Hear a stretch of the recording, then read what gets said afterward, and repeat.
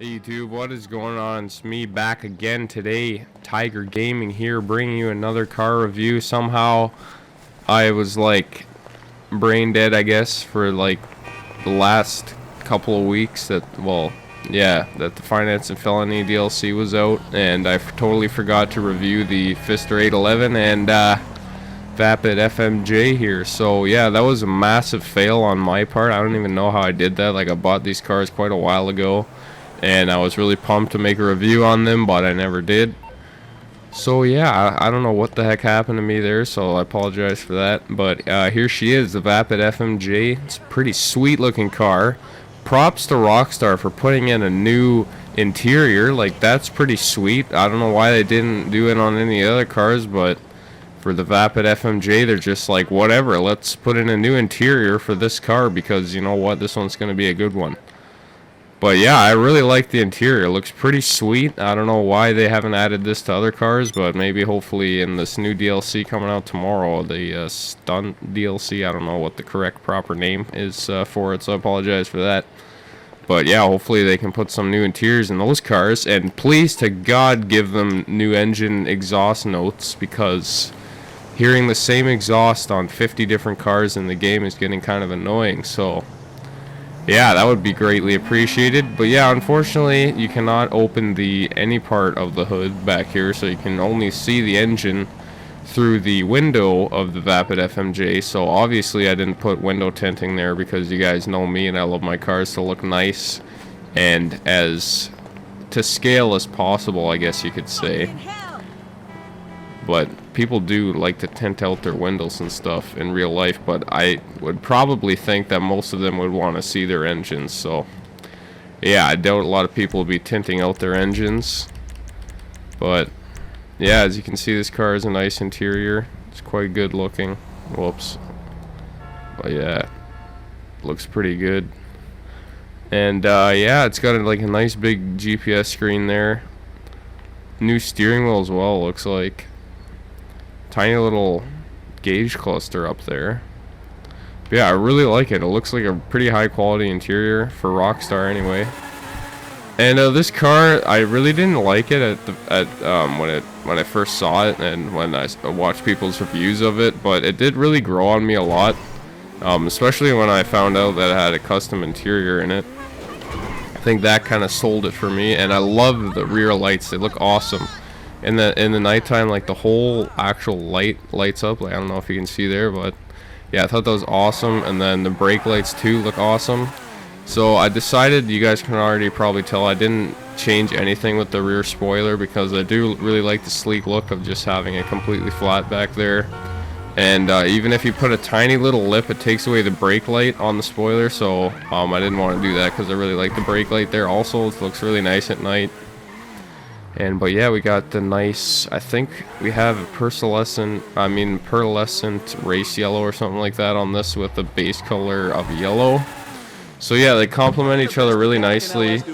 I have a lot of yellow cars now, but I don't know, I'm in like a yellow phase right now, and like I really like it on a whole bunch of different cars. So yeah, I've got a lot of yellow cars. But for bumpers, I left that completely stock there. I think you can't even do the back bumper, so that's depressing. But all the performance upgrades, obviously, no horn. I haven't put neons on this, but I always do xenons on most of the cars anyway. Some of them kind of look like they have xenons already, but this one I went with the xenons, and we got the black and yellow plate there. So let me see what I've got on this thing. So I've got, oh, what? I don't have metallic on here. What? Oh god, don't tell me I just took off my paint job. That would not be good. Okay, apparently I don't have any paint color on this. So yeah, I don't know. I swear I have like a metallic yellow with a pearlescent race yellow though. So I don't know why it's saying I don't have any of that. But yeah, that's very strange. Apparently I have a secondary of yellow on here. Whoops. Yeah, I'm pretty sure I've got a metallic yellow with pearlescent race yellow. But yeah, anyway, on the roof, we have the stock roof because I think it looks more sleek looking at it from the front like this. I think it looks better without that. It kind of looks like too sporty race version.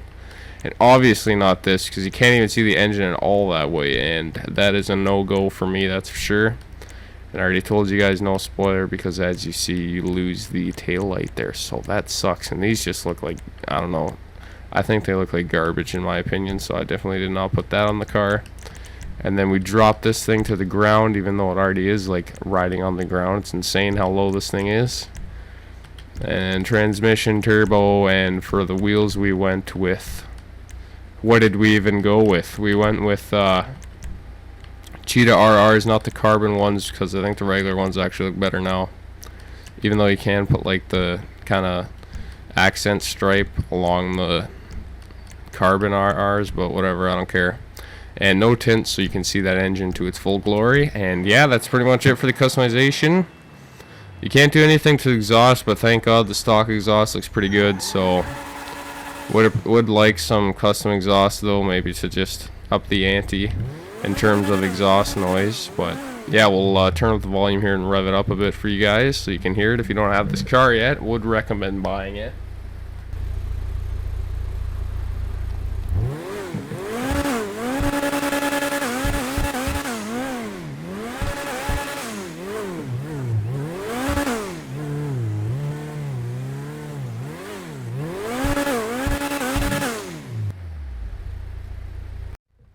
But yeah, as you can see there, it sounds quite nice, quite an awesome sounding exhaust.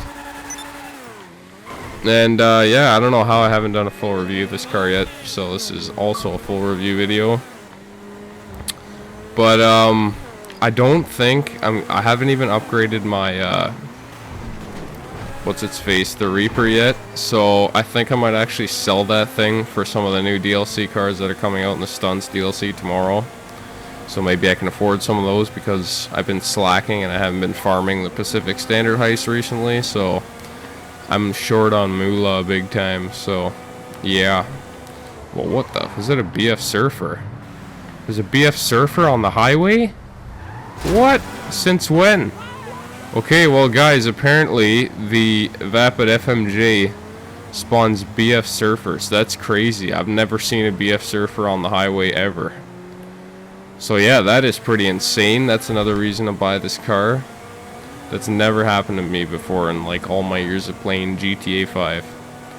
But yeah, this car is pretty dang fast. It's faster than the T20, I think, in top speed overall, but the 811 just blasts everything out of the sky in terms of overall top speed. So, but yeah, this car is still awesome. It looks like the Ford GT mixed with that Aston Martin Vulcan or whatever the heck it's called. I think it's an Aston. Pretty sure it's not a Maserati or Jag or anything like that. Pretty sure it's an Aston. But yeah, that's pretty much it for this review, guys. I've already wrecked my car. I don't think I have armor on this either, so yeah, gets destroyed easily. That's a downside of not having armor on your cars. But yeah, that's the end of this video, guys. Hope you enjoyed, and hopefully this encourages you to buy the Vapid FMJ, because it is a pretty sweet car. Yeah, see you in the next one, guys.